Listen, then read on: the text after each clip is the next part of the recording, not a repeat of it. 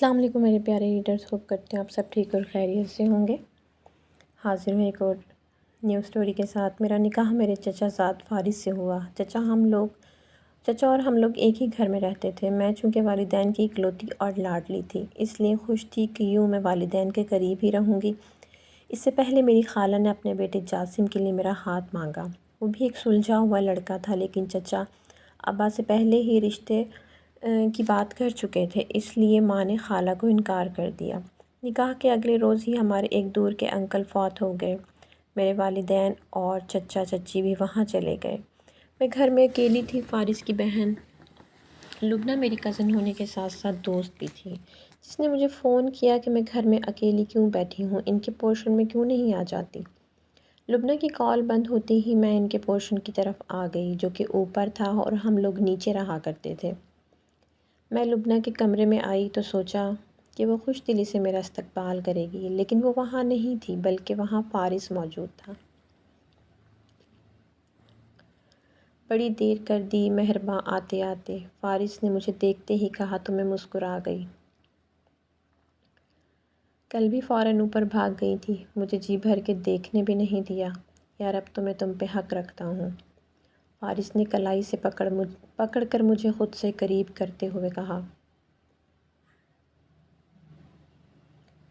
یہ سب اس قدر اچانک ہوا کہ میں گھبرا سی گئی۔ فارس، یہ آپ کیا کر رہے ہیں؟ مانا کہ ہمارا نکاح ہوا ہے، لیکن ابھی رخصتی نہیں ہوئی اور لبنہ آ گئی تو وہ کیا سوچے گی؟ میں نے عذر تراشتے ہوئے اسے پیچھے دھکیلنا چاہا۔ لبنہ نہیں آئے گی سحر، رخصتی نہ بھی ہو لیکن نکاح تو ہو گیا ہے نا۔ فارس کہاں کچھ سننے کے موڈ میں تھا۔ فارس پلیز، میں نے بمشکل اسے پرے دھکیلا۔ آپ چچا سے کہہ کر رخصتی کروا لیجئے، پھر مجھے کوئی اعتراض نہیں ہوگا، لیکن ابھی یہ سب ٹھیک نہیں ہے۔ میں اپنی بات کہتے ہی تیزی سے مڑی کہ باہر نکل سکوں، لیکن فارس نے میری کلائی تھام کر میری کوشش ناکام بنا دی تھی۔ تم بیوی ہو میری، اس لیے اب تمہیں میری ہر بات ماننا ہوگی، فارس بضد ہوا۔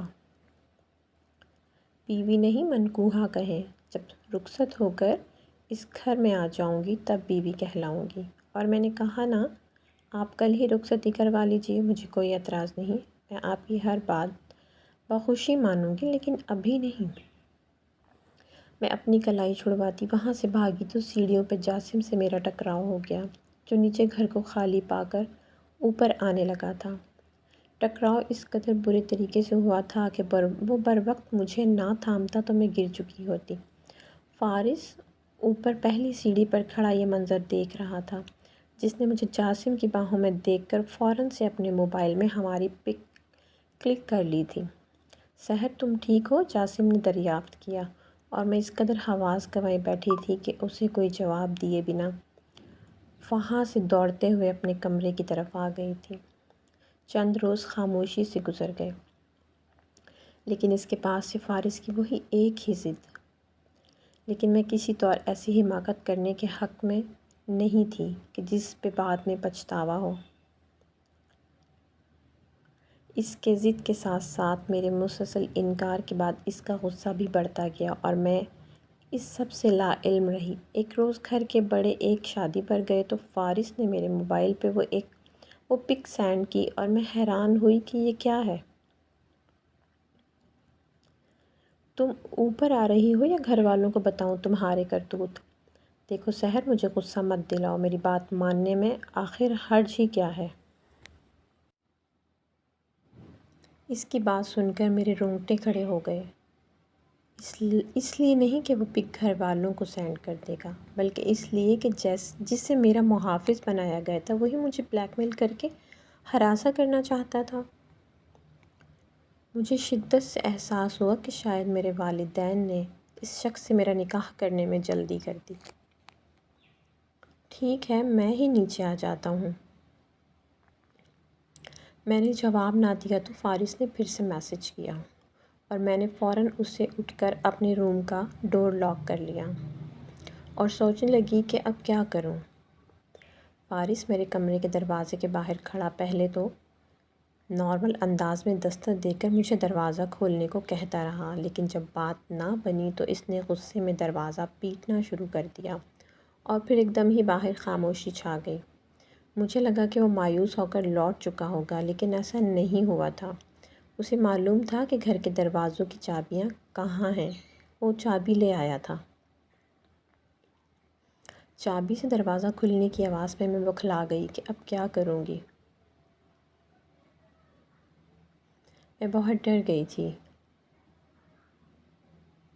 اتنے زور سے، اتنے روز سے والدین کو بھی کچھ نہیں بتا رہی تھی، لیکن اندر ہی اندر اس شخص نے مجھے نفسیاتی بنا دیا تھا۔ فارس دروازہ کھول کے اندر داخل ہوا تو وہ غصے میں تھا۔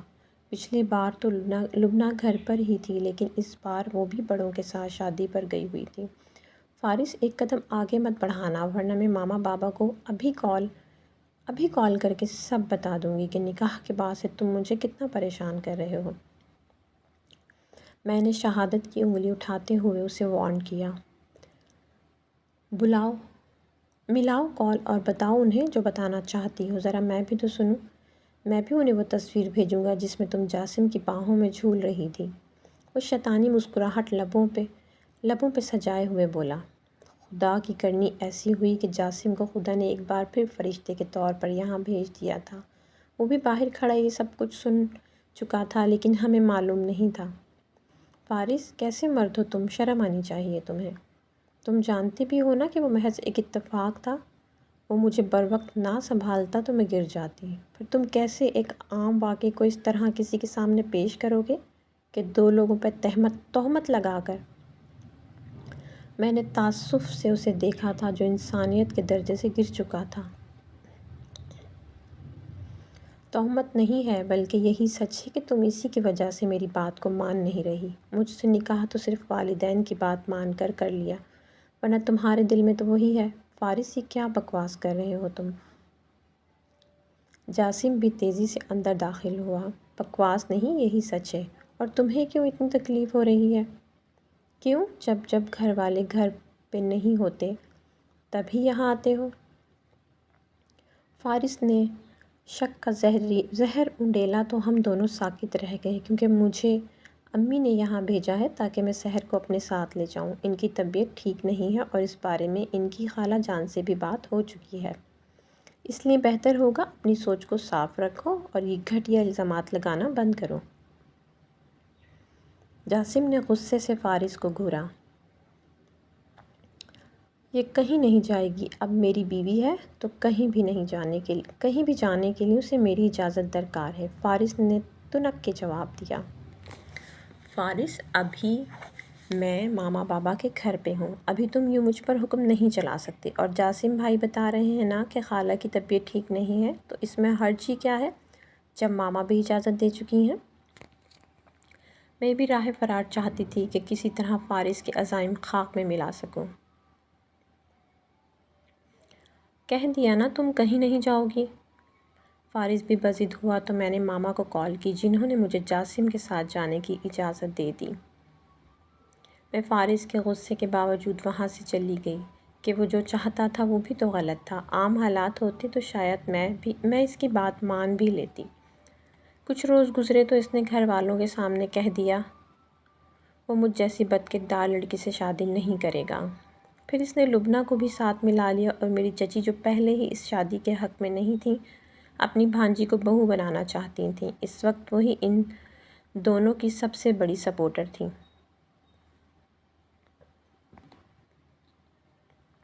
ان دونوں نے سب کے سامنے کہا کہ میرے والدین کی غیر موجودگی میں ان دونوں نے اکثر جاسم کو میرے کمرے سے نکلتے دیکھا ہے۔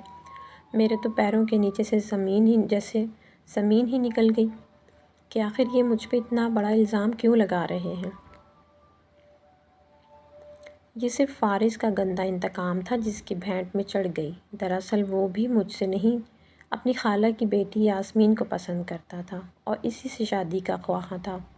فارس نے جاسم کی اور میری کچھ تصاویر سب کو دکھائیں تو چچی نے کانوں کو ہاتھ لگاتے ہوئے ایسے واویلا مچایا کہ خدا کی پناہ۔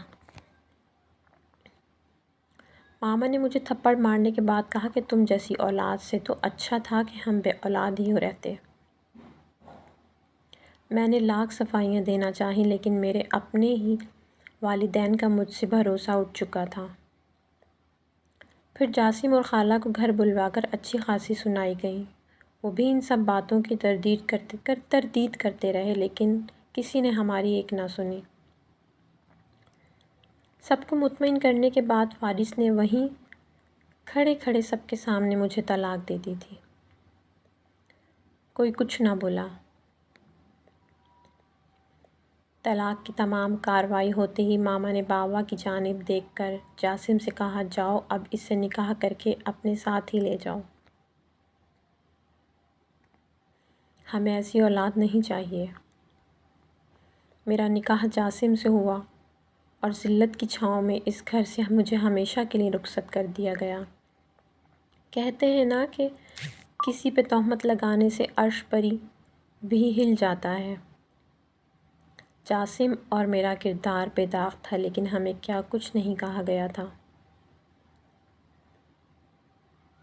خالہ وہ واحد تھیں جنہیں ہم دونوں پر ہی بھروسہ تھا اور انہوں نے ہمیں سمجھایا کہ اپنا تمام معاملہ اللہ پر چھوڑ کر ہم اپنی زندگی کو خوشگوار انداز سے جئیں۔ شروع میں تو یہ بہت مشکل تھا کہ وہ زہریلی باتیں اور والدین کی بے اعتباری کا دکھ ہی دل سے نہیں جاتا تھا۔ جاسم اچھا تھا، اس نے شادی کے بعد بھی مجھے وقت دیا کہ میری ذہنی کیفیت بہتر ہو جائے۔ اس نے فارس کی طرح زبردستی حق وصولنے کی بات تک نہ کی بلکہ مجھے اور حالات کو نارمل ہونے تک وقت دے کر میرا بھرپور ساتھ دیا۔ وقت کے ساتھ ساتھ میں سنبھل گئی۔ کچھ ہی عرصے بعد فارس نے شادی کر لی تھی اور اس کے ساتھ ساتھ لبنہ کی بھی شادی ہو گئی۔ ایک روز خبر آئی کہ چچا اور چچی دونوں کا ایکسیڈنٹ ہو گیا ہے۔ ایکسیڈنٹ شدید تھا جس کی وجہ سے وہ دونوں ہی اس جہاں فانی سے کوچ کر گئے تھے۔ ہم لوگ بھی خبر ملتے ہی وہاں پہنچ گئے لیکن ہمیں ایک بار پھر سے دھتکار دیا گیا۔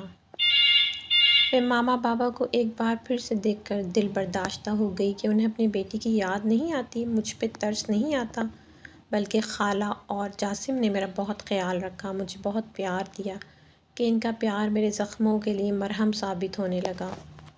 وقت حساب لینے پر آیا تو جلد ہی لبنہ کے شوہر نے بھی اس پر الزام لگا کر اسے طلاق دے دی کہ وہ اس کی غیر موجودگی میں غیر مردوں سے روابط رکھے ہوئے ہے۔ چچا کے بعد فارس کا سارا کاروبار آہستہ آہستہ خسارے میں جاتے جاتے ڈوب گیا اور وہ کنگال ہوا تو بیوی بھی چھوڑ گئی اور خلا لے لی، جس کی وجہ سے اس نے میرے ساتھ وہ سب ڈرامہ رچا کر مجھ پہ الزام لگایا تھا۔ آج وہ بھی اسے چھوڑ کر جا چکی تھی۔ سب نقصان جھیلنے کے بعد اسے دل کا دورہ پڑا اور ساتھ ہی فالج کا اٹیک بھی ہو گیا۔ اس کے بعد لبنہ نے میرے والدین کے سامنے تمام سچائی بیان کر دی کہ سحر اور جاسم بے قصور ہیں، بھائی اور میں نے ان پہ الزام لگائے تھے۔ اس کے بعد وہ مجھ سے بھی معافی مانگنے آئی تھی اور پھر جاسم اور خالہ کے کہنے پہ میں نے اسے معاف کر دیا کہ وہ لوگ اپنے حصے کی سزا بھگت چکے تھے۔ ماما بابا بھی مجھ سے ملنے آئے اور معافی مانگی کہ انہوں نے بھی اپنی بیٹی پہ یقین نہیں کیا تھا، اور میں بھی روتے روتے ان سے لپٹ گئی کہ آپ نے کیسے اپنی بیٹی کا یقین نہیں کیا۔ اور یوں معافی تلافی کے بعد دھیرے دھیرے سب نارمل ہونے لگا۔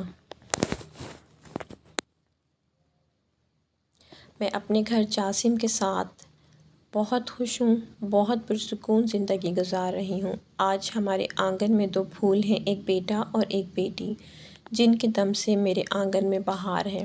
لبنہ کی ماما بابا نے پھر سے شادی کروا دی لیکن اب فارس کو فالج کا مریض ہونے کی وجہ سے کوئی بھی قبول کرنے کو تیار نہیں ہے۔ وہ بارہا مجھ سے اور جاسم سے معافی مانگ چکا ہے اور ہم اسے معاف بھی کر چکے ہیں، لیکن وہ آج بھی احساس شرمندگی میں زندگی جی رہا ہے۔ جانے ہم کیوں فرعون کی طرح زمین پہ خدا بن بیٹھتے ہیں اور یہ بھول جاتے ہیں کہ عرش پہ بھی ایک خدا ہے جس کے پاس ہر فیصلے کا اختیار ہے اور جو کچھ بھی کرنے پہ قادر ہے، جو بدلہ لینے پہ آئے تو انسان کی بے بسی انتہا پہ ہو۔ جانے ہم انسان کیوں یہ بھول جاتے ہیں اور اس کے خوف کو دل سے نکال کر اس قدر سفاک بن جاتے ہیں۔ کسی پہ تہمت لگانے سے پہلے 1000 بار سوچیں کہ جب یہ آپ کے پاس واپس پلٹے گی تو کہیں منہ چھپانے کی جگہ نہیں ملے گی، کیونکہ دنیا مکافات عمل ہے۔ جو آپ کسی کے ساتھ کرتے ہیں پلٹ کے آپ کے پاس واپس ضرور آتا ہے، چاہے پھر وہ کوئی نیکی، بھلا، خوشی یا دھوکہ ہی کیوں نہ ہو، ایک نہ ایک روز آپ کے پاس پلٹ کے ضرور آئے گا۔ لہٰذا اس سب سے بچنے کے لیے کوشش کریں کہ خوشیاں ہی تقسیم کریں، تاکہ بدلے میں آپ کے پاس بھی یہی سب پلٹ کر آئے۔ اللہ پاک ہم سب کو ہدایت دیں تاکہ ہم لوگوں کے ساتھ وہی سلوک روا رکھیں جو ہم چاہتے ہیں کہ ہم سے روا رکھا جائے۔ وسلام۔ تو پیارے ویورز، اگر آپ کو سٹوری اچھی لگے تو کمنٹ باکس میں اپنی قیمتی رائے کا اظہار ضرور کیجیے گا۔ اپنا بہت سارا خیال رکھیے گا، چینل کو سبسکرائب کرنا مت بھولیے۔